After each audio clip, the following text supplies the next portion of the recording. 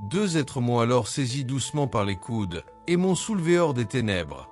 Leur présence dépassait tout réconfort que même une mère pourrait apporter à son enfant. Ils portaient de longues robes noires et des voiles comme des miroirs qui reflétaient mon propre visage. Ils communiquaient par des émotions et de la musique, comme une forme de langage supérieur qui est immédiate et totale. Ils m'ont rassuré, enveloppé de leur présence, et m'ont conduit dans un monde que je ne peux qualifier que d'irréel. Bienvenue sur Levons le voile. Un homme, déclaré cliniquement mort pendant 23 minutes, a traversé les ténèbres, rencontré l'amour absolu et découvert ce qui se cache derrière le voile. Son témoignage bouleversant vous plongera dans l'un des récits d'expériences de mort imminente les plus marquants. Restez jusqu'à la fin de la vidéo pour découvrir comment sa vie a changé après cette expérience. Et n'oubliez pas de vous abonner si ce n'est pas déjà fait, et d'activer la cloche pour ne rien manquer des prochains témoignages. Je me souviens du 23 juin 1995, comme du jour où tout a changé dans ma vie. Ça a commencé par une douleur insupportable et la terrible réalisation que j'étais en train de faire une crise cardiaque. Pendant 3 jours, je m'étais senti de plus en plus mal, et lorsque je me suis effondré au sol, incapable de bouger, j'ai su au fond de moi que j'étais en train de mourir car mon corps lâchait prise, et je ne pouvais rien y faire. À l'hôpital, ma tension était tombée, et mon cœur battait à une vitesse incontrôlable. On m'a appris plus tard que mon cœur s'était arrêté pendant 23 minutes. Pour moi, c'était l'événement le plus effrayant, et la peur la plus absolue que j'ai jamais connue. Au début, j'ai senti le voile noir de la mort m'envelopper. C'était exactement ça, une obscurité lourde, écrasante, qui avalait tout. La transition fut indolore. Je ne ressentais plus le poids de mon corps, mais la peur était immense. Je me suis retrouvé dans une obscurité totale, un vide sans fin, et la panique m'a submergé. Cette obscurité n'était pas seulement vide, elle était vivante. Je percevais des présences rampantes et menaçantes tout autour de moi, comme si elles me traquaient.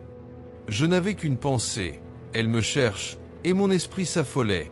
Chaque son, chaque vibration dans cet abîme augmentait ma terreur. J'espérais trouver la lumière dont on parle souvent, mais je n'apercevais que les ténèbres. Puis j'ai senti une agressivité extrême émaner d'un côté. Craignant de me révéler, je me suis réfugié dans l'ombre, immobile et silencieux. À bout de ressources, j'ai murmuré les seuls mots qui ont pu me venir. « Dieu, aide-moi !» Instantanément, tout a changé. Les présences menaçantes se sont éparpillées, et quelque chose s'est approché de moi, l'amour. Pas l'amour humain que nous connaissons, mais un amour immense, absolu et indescriptible. Un amour parfait, une confiance totale, une extase qui remplissait chaque parcelle de mon être. Plus il s'approchait, plus il m'envahissait, jusqu'à m'envelopper entièrement.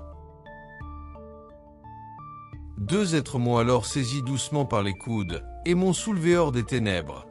Leur présence dépassait tout réconfort que même une mère pourrait apporter à son enfant.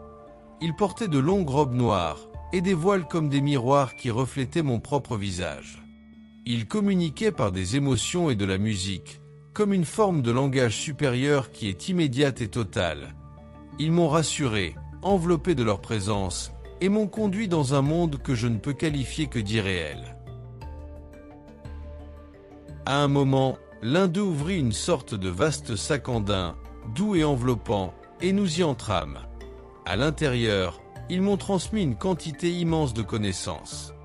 J'ai compris que ce monde était le mien, que je pouvais y façonner et créer tout ce que je désirais, sans limite, mais avec une seule règle, ce qui en est enlevé ne peut jamais revenir. Ils m'ont demandé d'imaginer un lieu où je me sentais en sécurité, et ce lieu s'est matérialisé sous mes yeux. Ils corrigèrent tout défaut en un instant, sans effort particulier, puis me laissèrent explorer. Je me suis installé dans ce que j'ai appelé ma capsule, une sorte de cocon de création et de sécurité, pour que je puisse m'y reposer. Peu de temps après, ils m'ont dit qu'il fallait retourner. J'ai alors protesté et refusé, mais je n'avais pas le choix. Ils m'ont alors fermement guidé vers mon corps. En chemin, ils m'ont montré des aperçus de réalités indescriptibles et des lieux pour lesquels il n'y a pas de mots. Puis comme poussé à travers un voile, je fus renvoyé dans mon corps, les pieds d'abord, en passant par le sommet de ma tête. J'ai ouvert les yeux dans une douleur atroce, et autour de moi des médecins et des infirmières me demandaient si je savais où j'étais. Mon torse était tuméfié, gonflé et douloureux, mais j'étais vivant. Le médecin m'a dit que j'avais peut-être des côtes cassées et une épaule luxée, entre autres blessures. J'étais sous ballon respiratoire, et il semblait toujours, selon le médecin, que je recouvrerais une partie de mes souvenirs et de mes fonctions cognitives endommagées par le manque d'oxygène. J'ai regardé ma poitrine. Elle était décolorée et gonflée du côté droit comme un ballon de rugby sous ma peau. J'étais pour le moins mal à l'aise. Il y a eu un autre moment quand j'ai essayé de bouger mon bras droit. J'ai entendu un cri terrible. Je me suis retrouvé à nouveau derrière le voile. L'amour et la vérité étaient là, et ils m'ont demandé pourquoi j'étais revenu si tôt. Ils ont placé un étrange appareil chromé sur ma poitrine, émettant une mélodie colorée. Ma poitrine s'est abaissée, et cela m'a guéri. Ils m'ont demandé si je souhaitais autre chose à part retourner dans ma capsule comme j'aime l'appeler. J'ai dit non. Ils m'ont rassuré en me disant que ma capsule m'attendrait quand mon heure viendrait, et une fois de plus, j'ai été replongé dans mon corps. Ma vie, derrière le voile. Depuis ce jour, ma vie n'a plus jamais été la même. Avant cette expérience, je suivais une voie spirituelle wiccan modérée, mais après, je me suis ouvert également au christianisme, me définissant maintenant à la fois comme baptiste et wiccan. Ma foi n'est dorénavant plus faite de dogmes, et elle repose sur une certitude. La vie continue au-delà de ce monde, et l'amour est le fondement de toute chose. Spirituellement, je porte en moi le souvenir de cet amour immense. Même s'il est impossible de le décrire avec des mots humains, il influence chacune de mes relations. La peur de la mort a disparu, remplacée par une paix profonde. Je sais maintenant où je vais quand mon heure sera venue. J'ai essayé de partager mon expérience, mais les gens n'écoutaient pas vraiment. Ils réagissaient comme si ce n'était qu'une histoire à débattre, comme un rapport de lecture fait après avoir lu un livre. Alors j'ai cessé d'en parler, et avec le temps, les souvenirs se sont estompés, mais pourtant au fond de moi, je sais que c'était bien réel. Le changement le plus marquant est ma perception de la vie. Chaque instant, chaque relation ont pris une profondeur nouvelle. Je ressens que nous sommes tous reliés à cet amour, que nous en soyons conscients ou non. Et même si d'autres doutent, moi je vis avec la certitude que ce qui nous attend derrière le voile n'est ni l'obscurité ni la peur, mais la continuation de la vie, dans sa forme la plus pure et la plus inimaginable.